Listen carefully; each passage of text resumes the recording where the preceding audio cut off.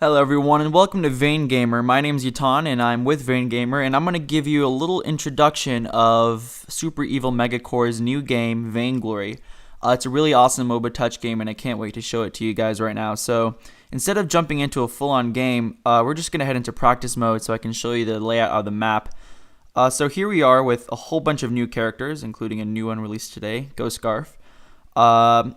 But just for simplicity's sake, I'm going to go ahead and choose a very easy dude. His name is Ringo. He's a guy you play a tutorial with, very versatile character, and as a beginner, you can never go wrong. So I'm going to be talking about Vainglory in general, and this will be useful to both MOBA professionals and newcomers to the genre, as well as just casual mobile gamers. So in a moment, we're going to spawn at one of two bases. Vainglory is kind of shaped like a bean. At the end of the bean are two bases. There's the one I'm in right now, and there's one on the other side. When you play in real online matches, you can spawn at either one. Don't be surprised. It's symmetrical, so you should have the same experience. So this is your base, essentially. This is what you want to protect at all costs. You can see right next to where you span is an item shop. This item shop will be incredibly useful, especially to buy upgrades. Those of you who play Dota and League of Legends, most of this will sound very familiar. This is just to help you transition over to Vainglory. I'm interacting with all of these things via touch, so I can touch to move around. If you're up on these steps, you can just touch the shop, and you can buy some of these items. I'll get into buying items later in another video, but just so you know where it is, it's right there on your base. Towards the bottom of your base is the Vein Crystal. This is the ultimate objective. You want to protect this at all costs. And coincidentally, it's also what you want to destroy in the enemy's base in order to win.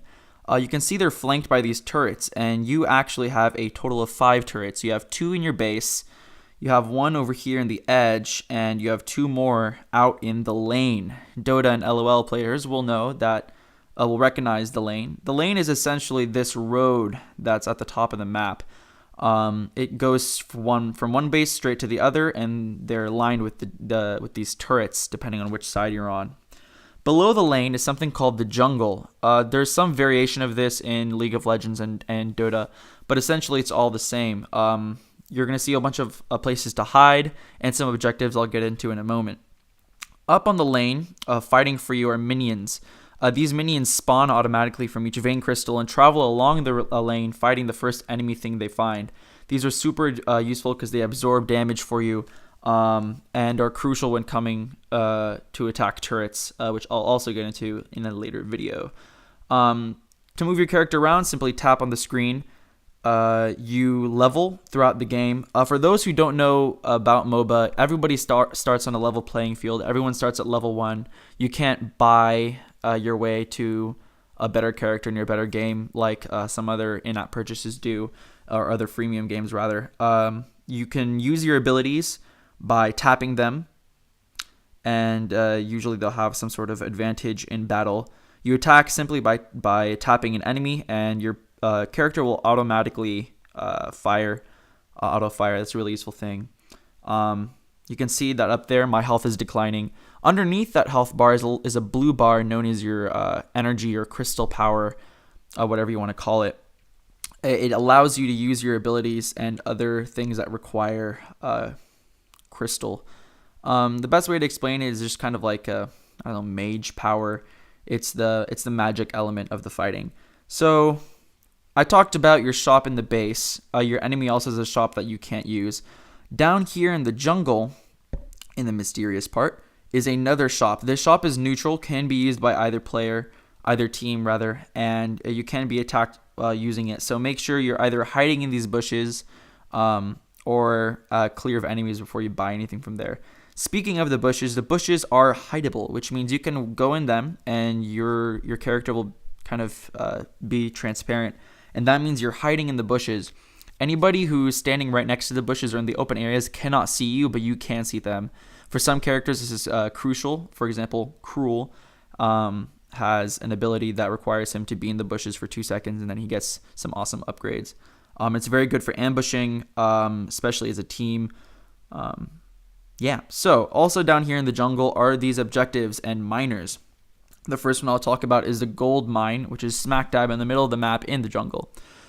The gold mine can be controlled by killing this neutral miner. The neutral miner doesn't obviously doesn't fight for either side at first, but once you kill him, he is replaced by a miner that fights for you.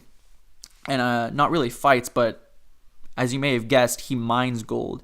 And once his gold mine has filled up, he will give the gold to you, which is extremely useful because you can buy stuff from the shop, upgrade your character, and it could potentially win games. You know that the gold mine is almost full because in the minimap in the upper right-hand corner, you see that circle that looks like a clock and it's slowly advancing. That shows you how full the gold mine is. So as it gets almost full, if you're the enemy and you don't have control of the gold mine, you may want to go for it to get some extra gold.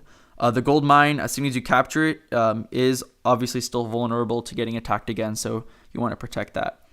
On either side, indicated by the flags on the mini-map, are these minion mines.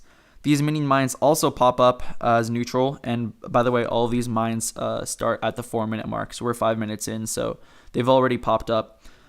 They also start as neutral players. You attack them, and as they mine, your minions gain strength, and as well as hit points and health and attack. So you really want to have control of these. They really help you take down turrets and eventually advance towards the base, and it really helps your laner as well. So if you're in the jungle, you want to make sure you control the minion mines. Any team can control any minion mine, so even if it's on your side, it's still susceptible to being attacked. You want to protect those. All right, that is kind of the general overview of the map and the objectives. Hopefully you now have a better idea of how to play. And all right, I'll see you in my next video. Thank you and subscribe.